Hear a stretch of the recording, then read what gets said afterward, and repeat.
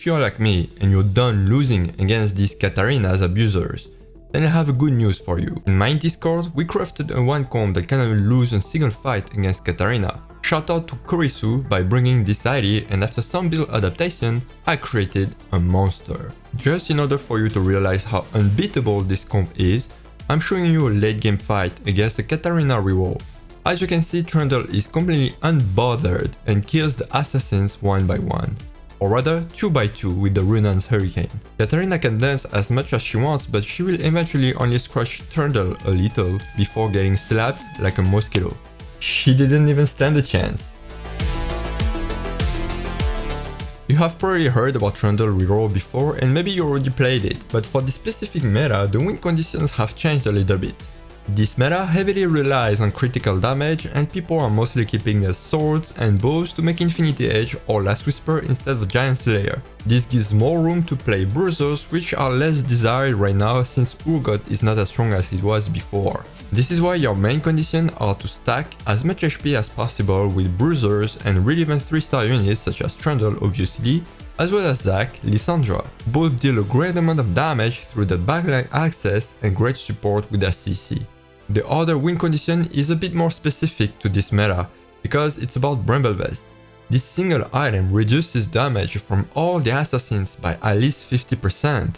If you couple this with the sustain on your Trundle, then you can guess that he will be extremely hard to kill. And even against the other matchups, Bramble Vest on Trundle can really help him survive against the crit damage from Lux or Victor or Jhin or whoever likes to build crit damage, because right now apparently everyone likes to build that. This comp doesn't have many variations because it's also a reroll comp. The variation will highly depend on your augments and whether you got emblems or not. I'm going to start with the typical level 8 comp if you got no specific emblem or augment. Note that you can put whatever leftover items on either Zac or Tankage or Lissandra, especially if you get Tankage early, which can give you even more components. Also, it's preferable to fill Tankage with AP because he's already quite tanky with the 6 bruisers. If you have a great Chemtech combination of augments and emblems, then you can go for this variation.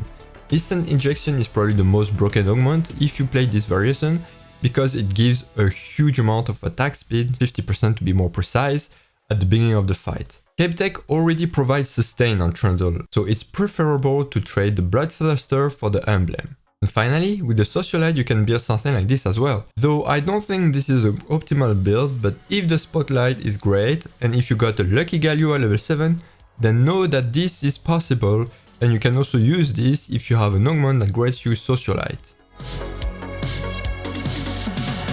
So after the theory crafting we had in our Discord, I wanted to put in practice what we believed was the strongest in Katarina. After some tries and observations, I can tell that Bramble Vest and Runan's Hurricane are the most important items on Trundle. This will help you to stabilize hard at your level 6 even if you don't already have Bloodthirster. Then you usually want to build Bloodthirster unless you got the augment triggered off or if you play 3 Socialite. You don't want to have too much sustain on the same unit, rather if you already have sustain you can try to aim for something else such as QSS to make sure that you cannot be CC'd or more damage with Giant Slayer for instance. Sometimes you also can't get the items you want, so here's a tier list of great items for Trundle. Bear in mind that you want to have one item for tankiness like Bramble Vest or QSS, one item for sustain unless you already get from the augments or traits, and finally you want one more item to deal damage like Runan's Hurricane or Giant Slayer. If you play Trundle, you prefer to have damage amplification rather than flat damage. That's why even if the Death Blade gives 100 AD, it's a great item, but sometimes Giant Slayer or Infinity Edge are just better because it amplifies the damage that Trundle will get anyway within the fight. Let's talk about the strategy you want to apply in order to build this comp. It is extremely easy to follow. Unless you got a godlike starter with Trundle and you want to snowball the game, you usually want to open fort. If you are unfamiliar with this, it basically means you lose your stage 2 on purpose to stack as much gold as possible and have the carousel priority. By doing this, you should reach the Krugs with 50 gold while being level 4, and normally at this moment you should have around 70 HP. Then after, you want to push your level 6 directly at stage 3-2, and you want to roll until you find Trundle 2 and a bunch of brawlers. is how your level 6 team should look like when you stop rolling.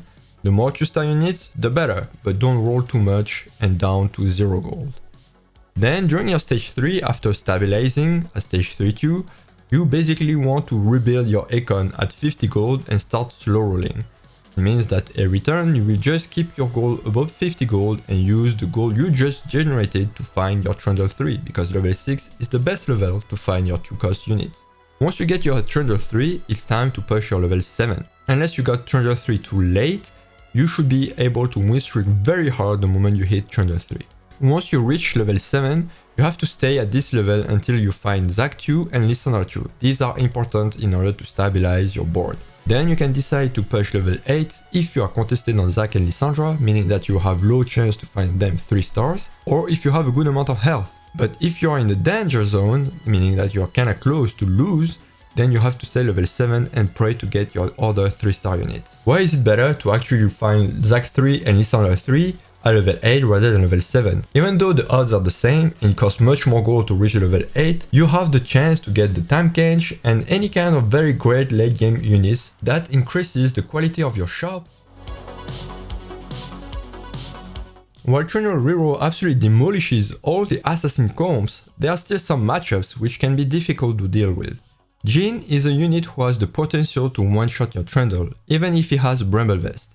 If you want to increase the odds of winning this matchup, then you can use a specific positioning. The first and most important part is that you need to put Lissandra as close to Jhin as possible. She can reduce a lot of AD and significantly decrease the DPS of our favorite sniper. Secondly, you need to put Trundle on the sides and a bit behind, so he doesn't get stuck on no tank. Also, you can use Tamkench to remove the main tanks. If you have Zephyr, you can try to Zephyr Jhin, or you can also try to Zephyr the units in front of Jhin so he becomes isolated and vulnerable. Just like in this example when my Trundle got a Jhin 3 as his main dish. I currently get closer and closer to Grandmaster thanks to this comp, and now that I've finished making this video, I will try to claim this rank soon. It truly feels refreshing to be able to beat those Katarina abusers with a comp that counters the meta. Don't hesitate to put a like, to subscribe, or to join my Discord to make sure that you can be part of the theory craft and be stay up to date. You can also get this cheat sheet on your phone for free with a link in the description.